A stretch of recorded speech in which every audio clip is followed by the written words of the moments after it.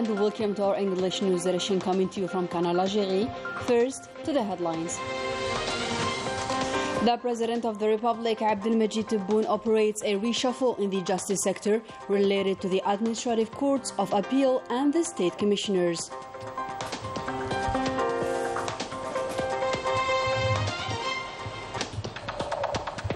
The Housing Ministry and the Ministry Delegate in charge of economy, knowledge and startups sign an agreement for a better cooperation in terms of information exchange.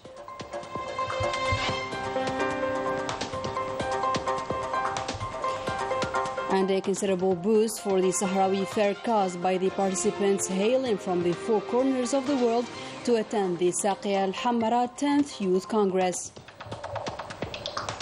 Good evening, those were today's headlines. First, in our today's news, and pursuant to the Constitution, the President of the Republic, Abdelmajid Tebboune, appointed heads and the commissioners of the State of Administrative Courts of Appeal.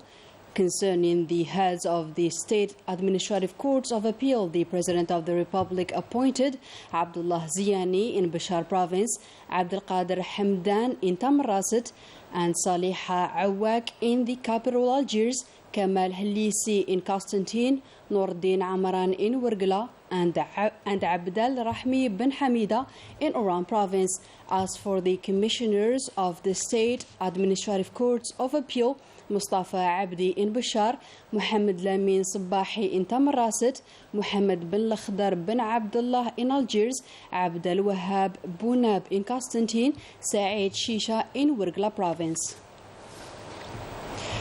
In another context, and during the emergency meeting of the Arab Parliament, Algeria, through the President of the Council of the Nations message, Salah Goujil, read out in his behalf by Saad Arwas, President of the Presidential Third, reiterated our country's unchanged position towards the Arab cause. Algeria also recalled the commitment of the President of the Republic, Abdelmajid Tebboune, to back Palestine's independence with Al-Quds as its capital, calling the United Nations to condemn the attacks carried out by the Zionist army against the Palestinian people. The President of the Council of the Nation called in his message for closing the Arab ranks while using the international community to assume its responsibilities towards the Palestinian cause.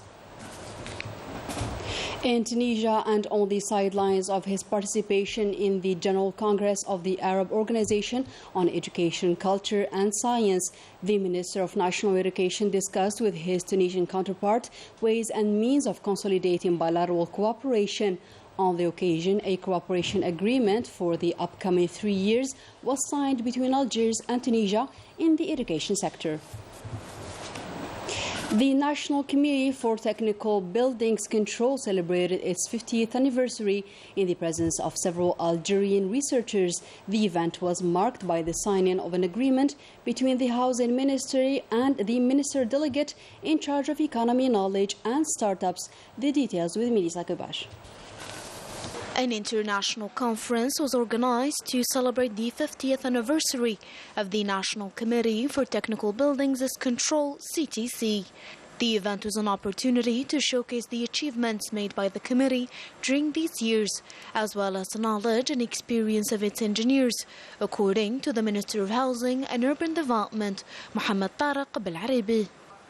I would like to call on the engineers and managers of the National Committee for Technical Buildings Control, CTC, to double their efforts and increase the scientific and technical production so as to export their skills abroad, especially that they have supervised the building of several establishments, namely that of universities, airports and stadiums.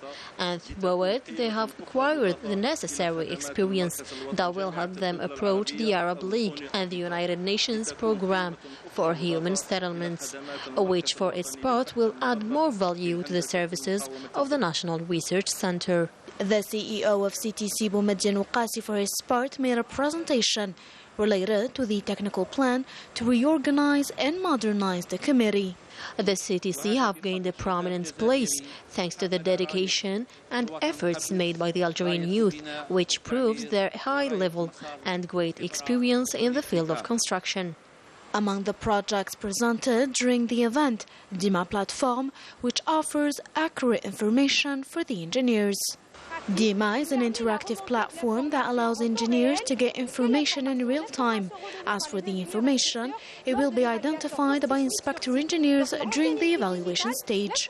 It is worth noting that the conference brought together a large number of researchers and was an opportunity to sign 3 partnership agreements between CTC and 3 innovative startups in the field of constructions, with the aim of encouraging young people and involving them in the revival of the national economy.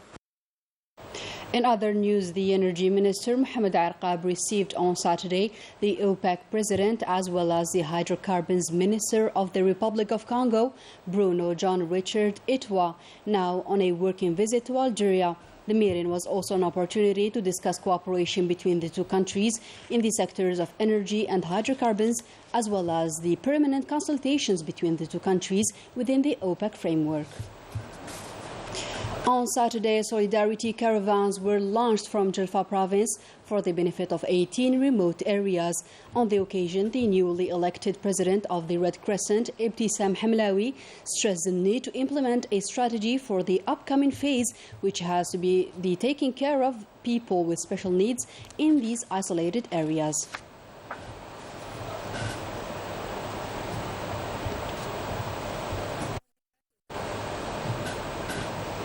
The 10th edition of the Youth Congress of Saqiya al-Hamra and Wad al-Dhab was celebrated in the presence of the Sahrawi President Ibrahim Ghali and a large number of young people, all gathered with the aim to bring solidarity to the Sahrawi people's just cause. Melissa Kabash has the details.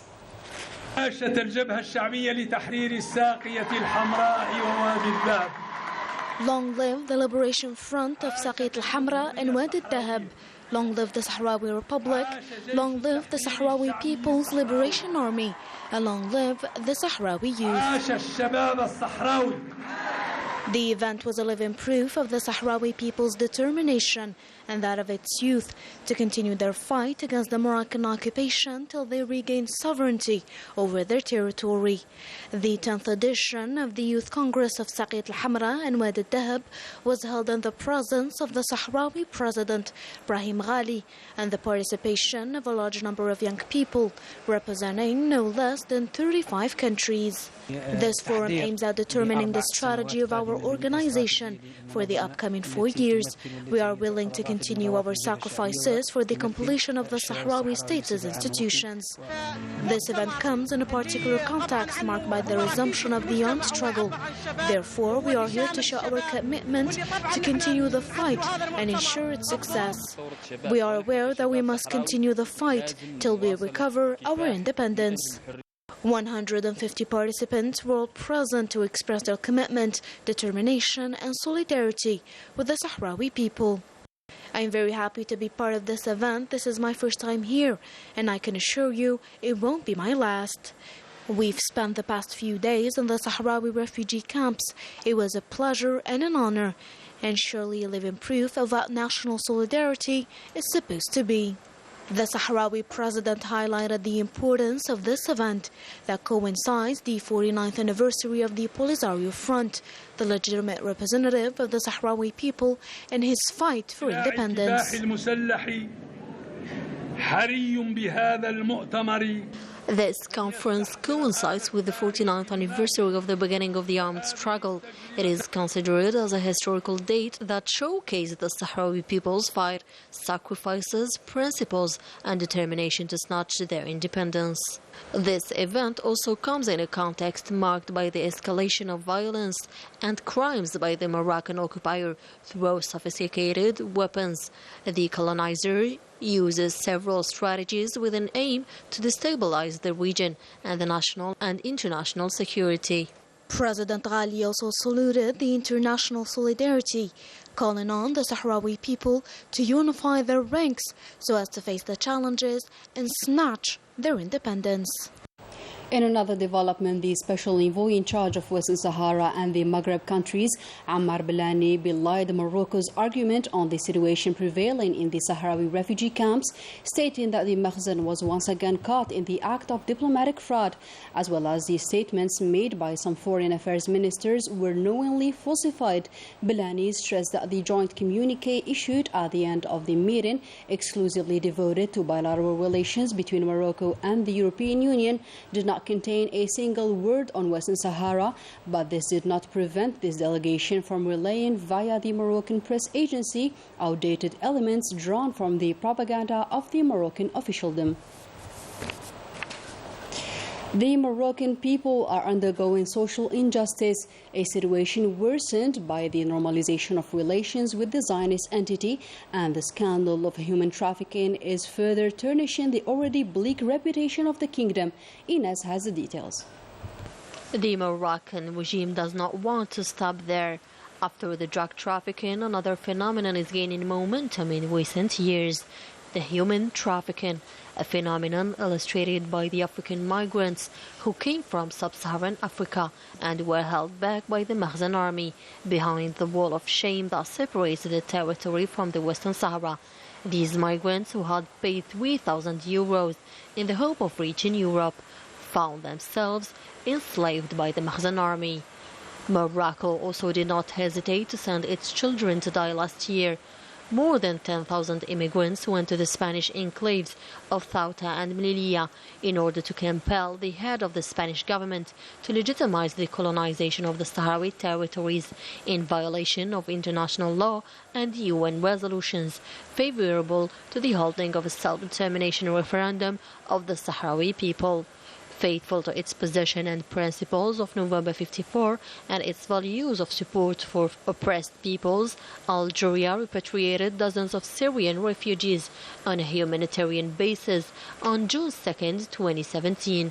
Algeria is firmly opposed to the proposals of the former colonizers, preferring to adopt a global approach based on the social and economic development of the societies of the sub-Saharan regions affected by the drought, famine and disease.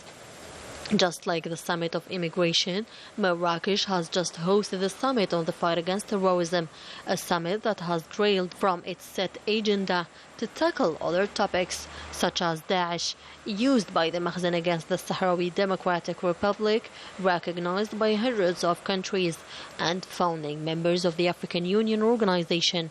And this is not surprising from a regime that has supported and financed a terrorist movement to destabilize Algeria.